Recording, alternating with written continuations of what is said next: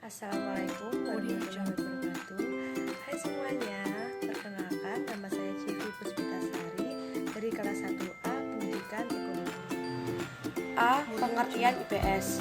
Yang dimaksud dengan ilmu pengetahuan sosial ialah suatu bahan kajian yang terpadu yang merupakan penyederhanaan, adaptasi, seleksi dan modifikasi yang diorganisasikan dari konsep-konsep dan keterampilan sejarah, geografi, sosiologi, antropologi, dan ekonomi. Sebagai suatu program pendidikan, maka IPS dapat diartikan sebagai program pendidikan yang merupakan suatu keseluruhan yang ada pada pokoknya mempersoalkan manusia dalam lingkungan sosialnya.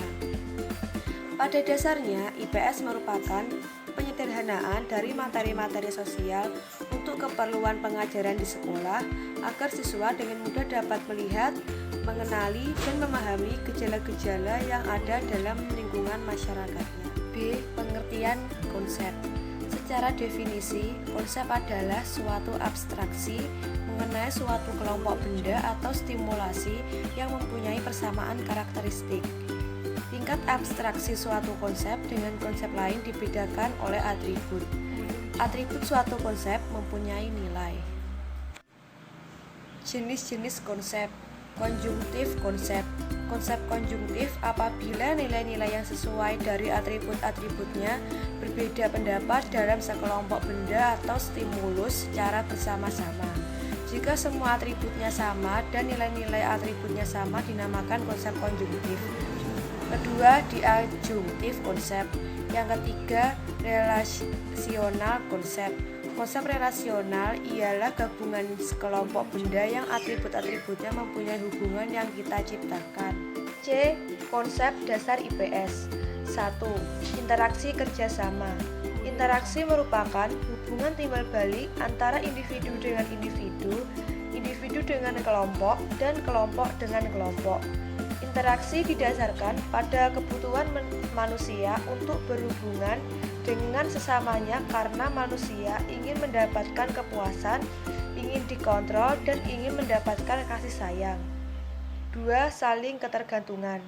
Manusia saling bergantungan dalam beragam cara, mulai dari pemeliharaan atau perawatan dan dukungan perasaan sampai pada pertukaran barang dan jasa. Manusia tidak dapat hidup sendiri secara layak. Yang ketiga, kesinambungan dan perubahan. Kesinambungan terjadi dalam berbagai aspek kehidupan masyarakat. Individu kelompok dalam masyarakat mengalami perubahan. Tak ada yang berhenti berproses.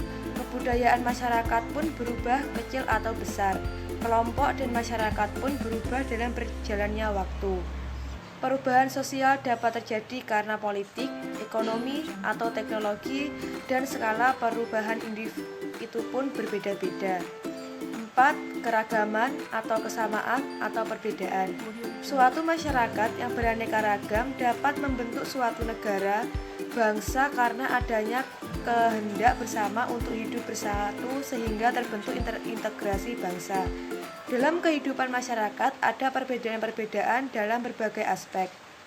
Para anggota masyarakat memiliki status dan peran yang berbeda. 7. Pola. Pola dapat diartikan sebagai suatu corak atau model atau bentuk yang sama yang ditiru terulang. Yang ke-8 yaitu tempat atau lokasi. Tiap benda mati dan makhluk hidup yang bergerak maupun yang tak bergerak membutuhkan tempat atau ruang. Tiap peristiwa alam dan peristiwa sosial termasuk peristiwa sejarah pun tidak hanya terjadi dalam waktu, tetapi juga pada tempat atau ruang tertentu. Yang ke-9 yaitu nilai atau kepercayaan. Nilai adalah sesuatu yang baik karena itu ingin dimiliki, diraih atau dicapai orang. Umumnya nilai diakui berdasarkan pertimbangan hati nurani manusia dan karena itu bersifat universal. Yang kelima, konflik atau konsensus. Konflik dapat terjadi antara individu dengan individu, antara individu dengan kelompok, antara kelompok dan kelompok. Konsensus atau kesepakatan dapat menghindari ataupun mengatasi konflik. Konsensus sangat penting untuk menjalin kerjasama, menegakkan tertib hidup seperti melalui dialog, diskusi, perundingan, ketuhanan, kepentingan diri atau kelompok demi kepentingan umum. Yang keenam, evolusi atau adaptasi atau penilaian. Evolusi adalah perubahan yang sangat lambat dalam jangka waktu yang sangat lama, atau ingat teori evolusi Darwin.